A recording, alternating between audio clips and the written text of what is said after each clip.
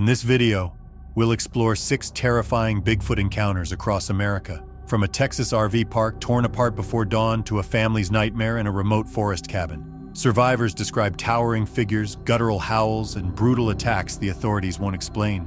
Brutal attacks leave survivors haunted, while authorities offer simple answers that don't add up. These are the stories they don't want you to hear.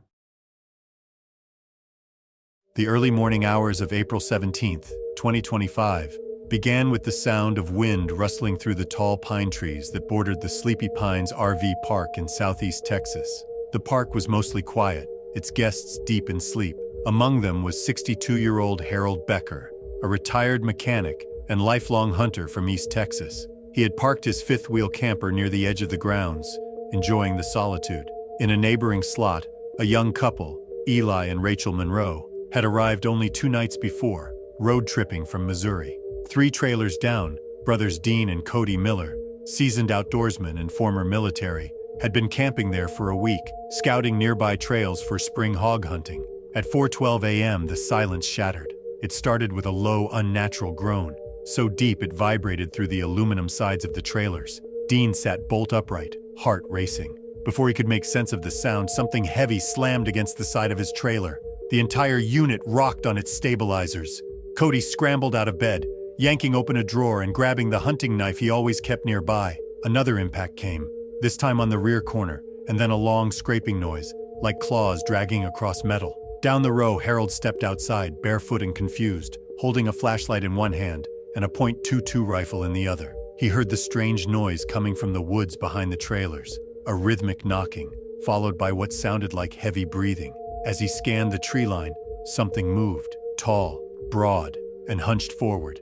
The light barely touched it before it retreated behind a cedar. Harold, no stranger to bear sightings, felt something wasn't right. This thing moved too smoothly, too intelligently. He backed toward his door, but before he could re-enter the trailer, a scream rang out. It came from the Monroe camper. Inside, Eli was pinned beneath their collapsed dinette table. The side wall had been caved in from outside, the frame buckled inward. Rachel was trying to pull him free when the trailer shifted again. The rear window exploded inward, shards of glass flying. A thick, matted arm forced its way through the frame. Claw-tipped fingers groped blindly before retreating. Then something slammed the rear corner, and the entire structure tipped sideways, rolling half off its supports. Dean and Cody, now armed and trying to help others, were sprinting toward the screams when a shadow burst through the fog that had begun creeping in from the forest. A stench hit them first, like rotting meat and wet fur. Then they saw it, a huge shape, nearly 8 feet tall, with matted black hair, long arms, and glowing red eyes that caught the glare of their flashlights. It moved fast, too fast for its size. It lunged forward and slammed into Cody, throwing him 10 feet backward into the gravel. Dean hesitated for only a second, raised his sidearm and fired twice. The shots echoed through the park, and the creature vanished into the mist with shocking speed, crashing through brush and slapping trees as it went. Dean ran to Cody, who was dazed but conscious, his ribs likely cracked from the impact. Meanwhile, Harold was dragging Eli out of the damaged Monroe trailer while Rachel sobbed behind them. A section of the roof had torn away, exposing the trailer's interior to the cold air. They moved toward Harold's camper, but the path was blocked. The same creature, or another, was now pacing the gravel road ahead. It stood tall, swaying side to side, sniffing the air. Rachel froze. Harold slowly raised his rifle, but before he could fire, the thing turned and disappeared between the trailers. From the other side of the park, other campers began waking to the chaos. Someone screamed about a bear. Another yelled for help. Flashlights bobbed. Tires screeched. A truck engine roared as someone tried to flee the site, but the exits were narrow, the road winding. Panic set in. By sunrise, authorities had arrived. 2 trailers were destroyed. One was found flipped on its roof, its supports crushed like soda cans. Inside, a man in his 40s was found dead, his chest crushed, his face frozen in terror. The medical examiner ruled it blunt force trauma, consistent with a bear attack. His name was Thomas Ruiz, a solo camper from Austin who had only checked in the day before. 2 other campers, Eli Monroe and a man named Mark Granger, were missing. Drag marks were found near the tree line, but the ground had been torn up too badly to follow clearly. No blood trail led away. Dogs brought in lost the scent within minutes. The official report claimed the area was likely struck by a black bear that had grown aggressive, possibly due to recent drought conditions. The RV park was shut down pending wildlife control measures. But those who had seen the creature, Dean, Cody, Harold, and others, refused to accept the story. Dean, who had served 2 tours in Afghanistan, said nothing he'd seen on Earth matched what came through the fog that morning. Cody, still in pain, insisted the thing moved like a man but had the strength of a bull. Rachel, traumatized and hospitalized, said it watched her like it understood. No one captured the video. Phones were left behind, destroyed, or simply never reached for in the chaos. They found no clear evidence. Tracks were found, deep impressions over 15 inches long, but they were dismissed by investigators as distorted bear prints. One park ranger privately admitted to Harold that the Forestry Service had received unusual reports from this area for years, but nothing ever came of them. Within days, the story faded from the local news. The park quietly reopened 2 weeks later. The missing were never found. Locals talk, though. Some believe it was a bear. Others whisper of something older, something that watches from the trees and walks on 2 legs, something the government doesn't want them to know is real. And every now and then, when the fog rolls in before dawn, the campers say they hear knocking and something breathing. In late September, deep in the wilderness of Idaho, 2 seasoned bow hunters made their annual trip into the remote backcountry, miles from the nearest road. Todd Slater, 56, had hunted elk in those woods every fall for nearly 30 years. He was methodical, patient, and deadly accurate with his compound bow. His friend and longtime hunting partner, Jim Haley, was 54, quieter, but just as experienced. The two had known each other since high school and had weathered everything from early snowstorms to close encounters with bears and wolves. They had packed in on foot 3 days earlier, setting up a spike camp near a narrow valley known to funnel elk during the rut. Their camp was minimal, just 2 tents, a small fire ring, and their gear hanging high in bear bags. The weather had held steady. Each day brought tracks, rubs, and distant bugles. They moved carefully, staying downwind, scent-free, focused. On the 4th morning, fog drifted low through the pines, thick enough to smother the sound. The 2 men split up to glass opposite ridges, a tactic they'd used for years. Todd climbed high to a rocky outcrop above a meadow. Jim moved west toward a creek bed. They agreed to meet by noon. Midday came and went. Jim hiked to the rendezvous point, but Todd wasn't there. Instead, Jim found drag marks in the pine needles, a snapped arrow shaft, and one of Todd's gloves near a bare patch of dirt. Alarmed, he drew his sidearm and followed the marks into a shadowy pocket of trees where the air grew colder and still. He found Todd crumpled behind a fallen log, alive but dazed and bloodied. His shirt was torn, one arm hung limp, and deep gashes raked across his back. His bow was missing, and his boots were scuffed raw. Dirt clung to his legs like something had tried to pull or bury him. Jim dropped beside him, whispering his name. Todd groaned and blinked up, confused, then winced hard as he tried to move. Before Jim could ask anything, the forest let out a sound that froze his spine. It wasn't a cougar or a bear. It was a shrieking roar, high and hollow, full of rage. It echoed through the trees, ending in a bone-deep grunt. Then came a crash, wood snapping, heavy footsteps pounding the earth. Something was moving through the timber, circling them fast. Jim helped Todd to his feet, half carrying him through the trees as the noise closed in. Branches cracked behind them, low growls rising with each step. They didn't look back. They moved downhill, stumbling through undergrowth, toward the game trail that led to camp. Just as they broke into a clearing, something slammed into a tree behind them hard enough to shake pine needles loose. Jim turned and caught a glimpse, just a flicker, of something massive and upright stepping behind the trunks, too large for a bear, too fast. Its arms hung low, and its shoulders were broad enough to block out the light between the trees. They reached camp, winded, barely standing. Jim stuffed the GPS into his pocket, threw essentials into a sack, and hoisted Todd's weight over his shoulder. No time to pack,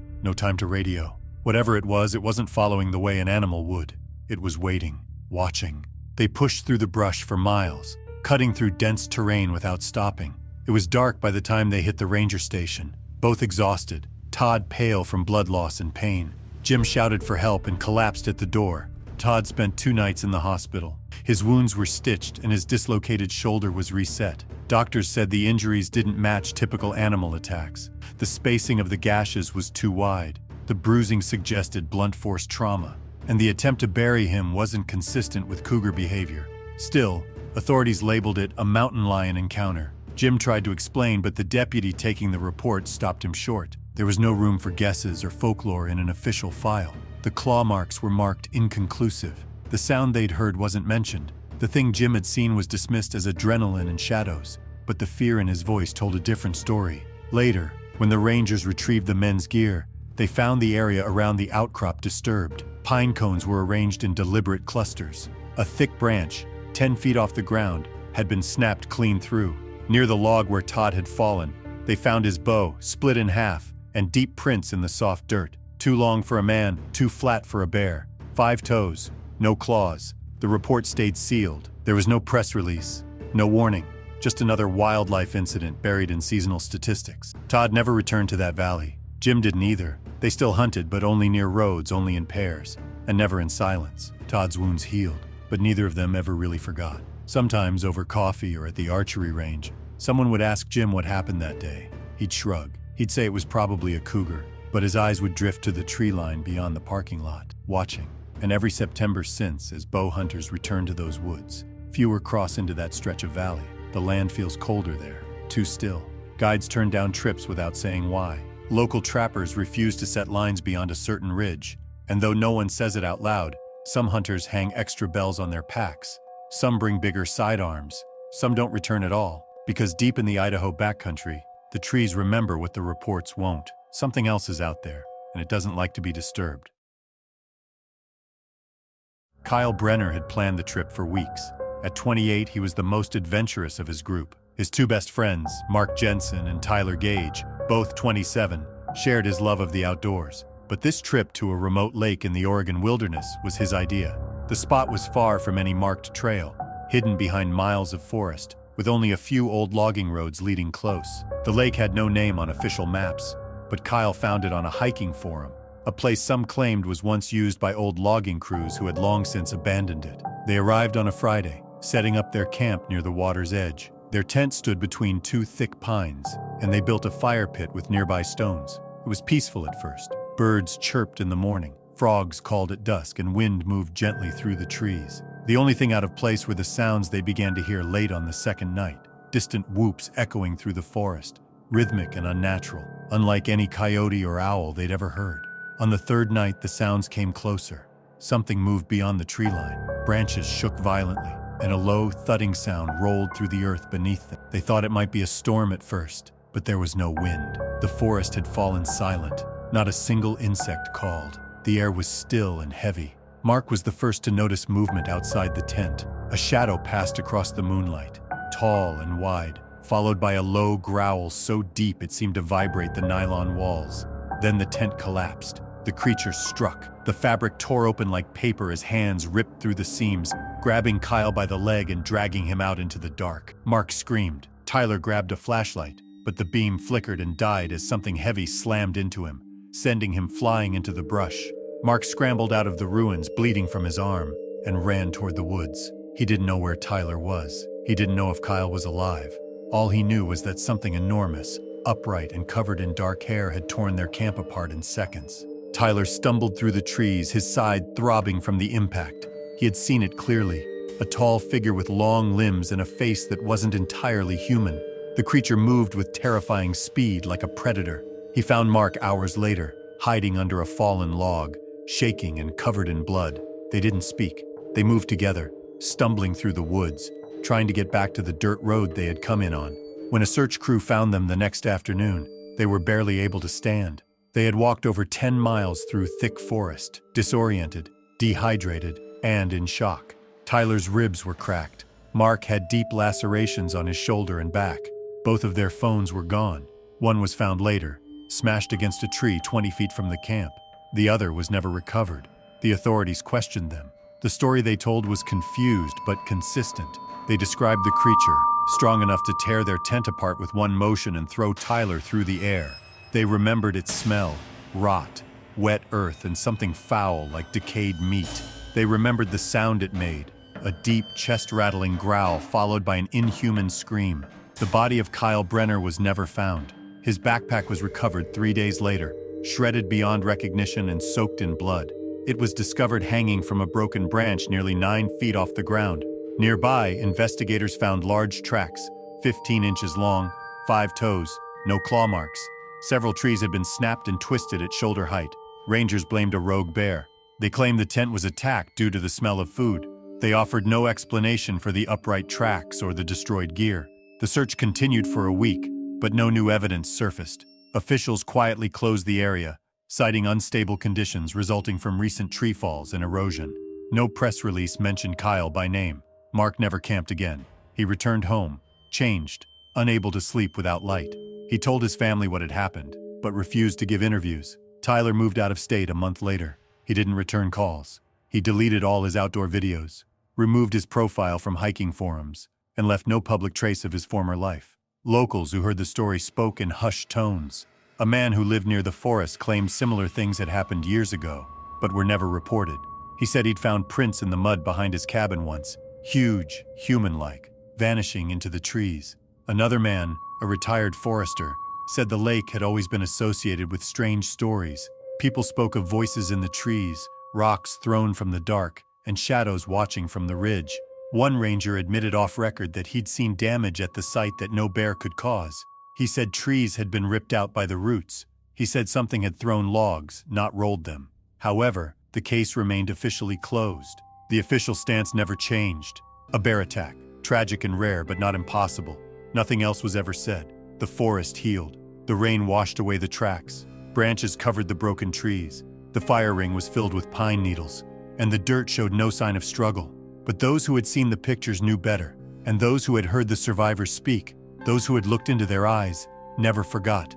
Now, when hikers pass near that part of the forest, they find it oddly silent. No birds, no frogs, no wind, just stillness, thick and pressing. Some say it feels like being watched. Others say it's just the air before rain. But the locals no longer camp near the lake, and they never stay past dark. Travis Langford had wanted to take his family somewhere quiet. After years of busy city life in Atlanta, the 43-year-old mechanic thought a week in the woods would be good for them. He booked a remote log cabin deep in the wilderness of Georgia. His wife, Erin, a 39-year-old nurse, worked long hours and welcomed the break. Their 3 children, Daniel, 12, Leah, 9, and Caleb, 6, were used to screen time, not tree limbs brushing against the windows. Travis hoped to show them what real silence in nature felt like. The first 2 days were peaceful. They hiked short trails, cooked over the fire pit behind the cabin, and watched stars they had never seen from the city. There was no cell service, which irritated the kids, but Erin enjoyed it. The cabin was old but sturdy, perched near a slope and surrounded by thick woods. The nearest road was miles away, and only one gravel path led to the cabin itself. On the 3rd night, something tapped the outer walls. At first, it sounded like acorns falling or branches shifting, but the sound was sharp and rhythmic, 3 knocks at a time, always at different parts of the structure. Travis checked outside but found nothing. Erin blamed woodpeckers. That night, the children said they heard low growls under the window. Travis dismissed it as animals passing by. The forest was full of them. By the 4th day, the air had changed. The woods felt different, heavier, more silent. Birds stopped chirping, and even the wind seemed to hold back. In the afternoon, a rock hit the side of the cabin with enough force to crack a window pane. It had come from the tree line, but when Travis rushed outside, there was no one, no footsteps, no movement, just the distant creak of trees in the windless air. That night, the knocking came again, then louder. The walls thudded hard enough to shake the hanging photos. Erin held the kids close as Travis circled the cabin with his flashlight. Every time he reached one side, the sound came from another. He shouted into the dark, but no voice answered. A howl rose from the trees. It wasn't a wolf or coyote. It was deeper, too long, guttural, and rising in pitch like a scream swallowed at the end. Caleb cried. Leah said she saw something move behind the shed. Travis didn't sleep that night, nor did Erin.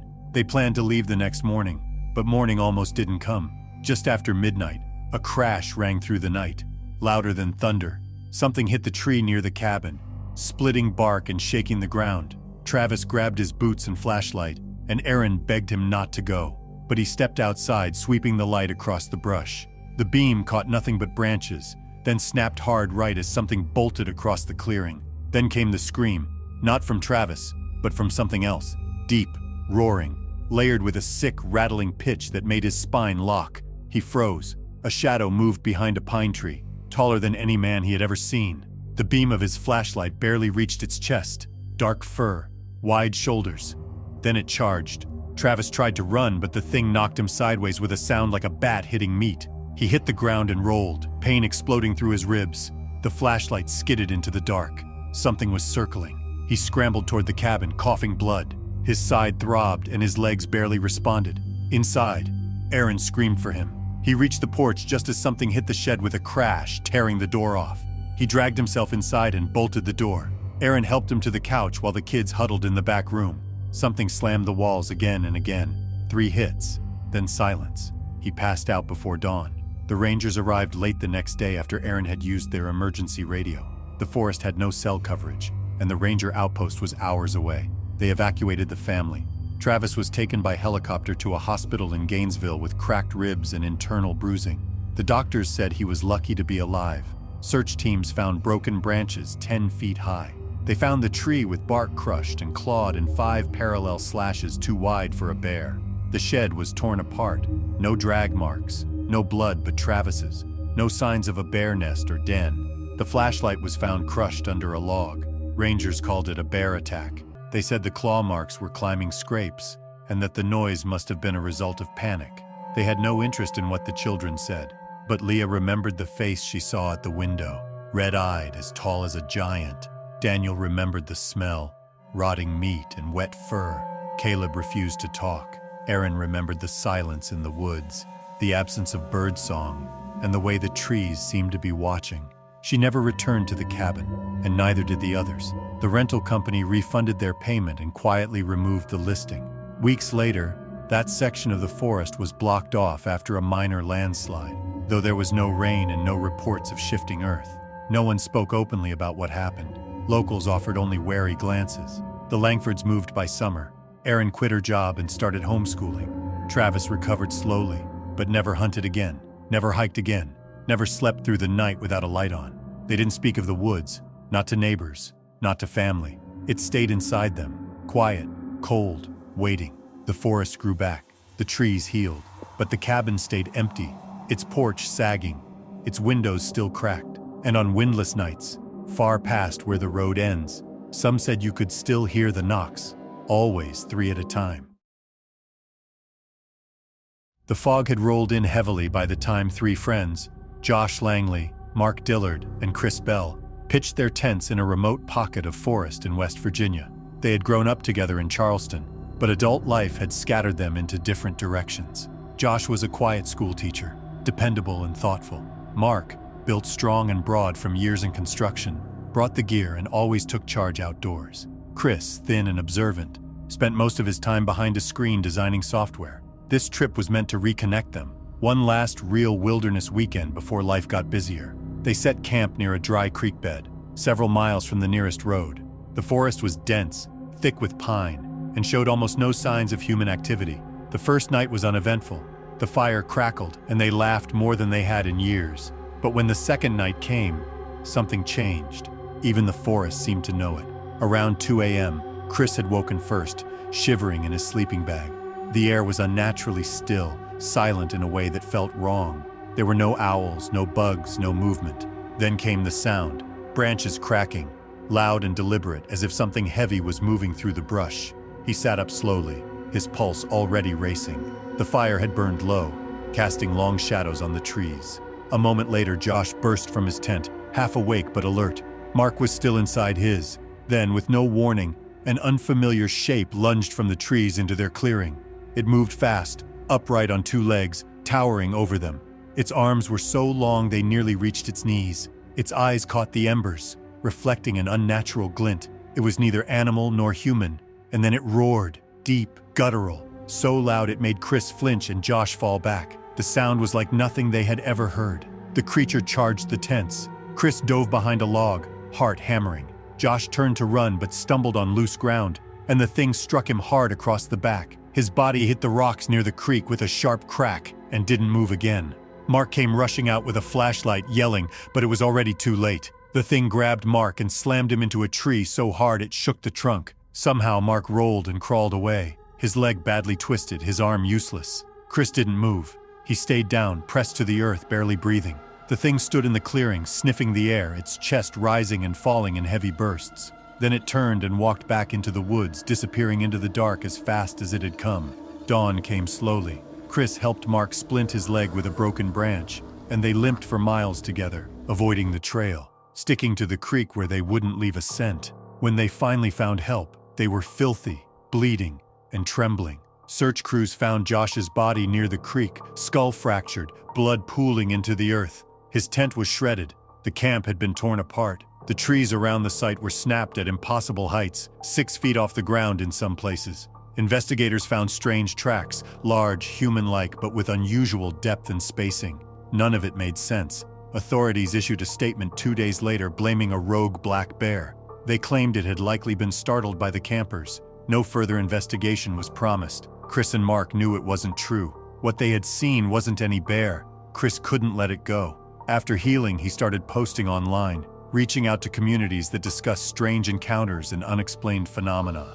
He became obsessed, building timelines, collecting stories, and analyzing sightings. His apartment is filled with books, maps, and plaster casts of footprints. He traveled to other forests, following rumors. He gave interviews on late-night podcasts and spoke at conferences where others shared similar stories. People called him a crank. Others believed every word. He didn't care. The thing in those woods had changed him, and he was going to understand it if it killed him. Mark went the other way. He refused interviews. He moved to a small town in Ohio and started a family. He didn't speak about West Virginia again, not to his wife, not to friends. When contacted years later by researchers trying to verify Chris's story, he declined to talk. The nightmares had mostly stopped, and he didn't want to invite them back. Then, in the spring of 2025, Chris vanished. His truck was found parked at the edge of the forest, where it had been for all those years. Inside were folders filled with field notes. His tent was set up in a clearing a mile off the main trail. The fire pit was cold. His boots were still there. His backpack leaned against a tree. There were no signs of struggle, no blood, no drag marks. Only one strange detail stood out. A line of deep, human-shaped tracks leading away from the tent, wide-spaced and pressed deep into the earth, and not a single one leading back. Search teams found nothing. A report was filed, then quietly closed. Online, people who had followed Chris's work speculated endlessly. Some thought he had finally found the creature and been taken. Others believed he got too close to the truth and had been silenced. But Mark never commented. He only read the news once and closed the article. He didn't want to know. Years later, hikers still talk about strange cries in the woods near that clearing. They describe low howls, guttural knocks, and trees swaying with no wind. One group even turned back after finding shredded bark at shoulder height and a deep, foul smell in the air. None of it was ever investigated. The forest remains quiet, but the clearing where Chris's tent once stood is still there. And sometimes, late at night, the owls go silent again, like they did that night when something dark stepped from the trees and never quite left. Tyler Raines had always preferred the quiet of the backcountry. At 34, the solo hiker and former firefighter had taken dozens of remote trips across the West, always carrying his gear, maps, and a satellite phone. When he told his brother Drew that he planned to hike a remote trail deep in California's mountains in early October, Drew didn't worry. Tyler knew what he was doing. He had planned 5 days out and was expected to check in on day 6. He never did. The authorities responded quickly. A formal search and rescue team was launched the next morning, with dogs, choppers, and drones sweeping the jagged ridgelines and thick forest. They found signs of Tyler on day 2, his shredded pack, torn clothing scattered on the edge of a steep slope, and wide, deep prints in the dirt. No blood, no body, just silence and damage. Officials told Drew they believed a mountain lion or bear likely surprised him, possibly causing him to fall or flee. The area was rugged, cliffs everywhere, and wildlife was common. But Drew had hiked with his brother since they were kids. Tyler had been in more dangerous terrain and always kept his knife, bear spray, and satellite beacon within reach. Nothing about what the search teams told him made sense. The torn pack had slash marks too deep and far apart to match a lion's claws. Trees nearby had their lower branches snapped off, some over 10 feet high. Tracks led away from the site. Huge, bare, human-like footprints nearly 18 inches long and spaced unnaturally far apart. The official search ended after 8 days. Drew didn't stop. He went back with 2 of Tyler's closest hiking friends. They followed the strange tracks until they vanished near a rock slide. No drag marks, no sign of Tyler's body, but more trees with bark stripped high up, rocks overturned like something was searching beneath them. And that smell, something foul, musky, and unlike anything they had encountered in the wild before. For weeks, Drew kept hiking those woods alone. He documented everything: snapped limbs, strange patterns in the brush, odd mounds of pine boughs laid in deliberate shapes, and the feeling of being watched. At night he swore he heard movement circling his camp. Once, something large crashed through the trees but never revealed itself. He didn't dare stay longer. When he returned and told what he'd seen, nobody believed him. Not the rangers, not the sheriff, not his friends. They all said grief can distort reality, especially in the wilderness. But Drew knew what he had seen: the size of those tracks, the way the trees were bent backward, the sheer power it must have taken to rip the straps from his brother's pack. Eventually, he stopped talking about it, but not because he doubted himself. He believed something was out there, and someone didn't want the truth getting out. In the months following, he submitted evidence to several independent wildlife researchers. A few never replied. One returned his envelope unopened with no explanation. A private investigator he'd hired later told him that 2 wildlife officials who helped in the early search had been transferred out of state with no notice. Another officer, who'd originally been open to unusual theories, suddenly refused to talk. Drew kept every note and drawing he made. He mapped out the area and marked the possible travel paths of the thing that took his brother. Though he never saw it clearly, he was convinced it had walked on 2 legs. The tracks followed ridgelines, crossed shallow creeks in a single stride, and avoided open areas. The few tufts of hair he found caught on branches were dark, coarse, and didn't match any bear or known mammal. 2 years later, a backpacker went missing 10 miles from Tyler's last known location. His gear was found 2 weeks after he vanished, shredded, scattered, and buried beneath a cairn of branches and rocks. Authorities again blamed an animal or weather, but Drew noticed the same details: snapped trees, no blood, and faint impressions leading away.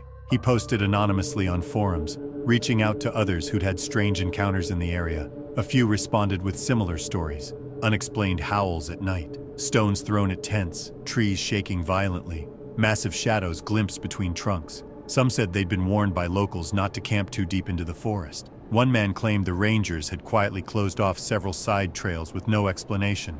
Eventually, Drew returned to the trailhead where Tyler had vanished. He walked the same route alone, carrying his brother's knife and a GoPro strapped to his chest. He didn't expect to find Tyler, but he hoped for a sign, something to explain what had happened. He found a ridge with a view of the valley below, and there, next to an old weathered pine, he found something new: a tall pile of rocks with a bent metal trekking pole driven through the center. The pole was Tyler's. He didn't touch it. He stood in silence for nearly an hour, watching the forest breathe. Wind rustled the pines and birds chirped in the distance. But below that, he felt something heavy and slow moving through the trees, a shape too big for a man. No sound of footsteps, just the weight of something present. He left before sunset. He never told anyone what he saw that day. Tyler Raines was never found. His case remains open, officially marked as a likely wildlife encounter, possibly a mountain lion or an accident in rugged terrain. His brother Drew stopped searching publicly, but in private he still monitors the area, tracks disappearances, and warns hikers who venture too deep into those woods. He believes Tyler wasn't the first, and he won't be the last, and he's sure that whatever took him is still out there, watching, waiting, and protected by silence.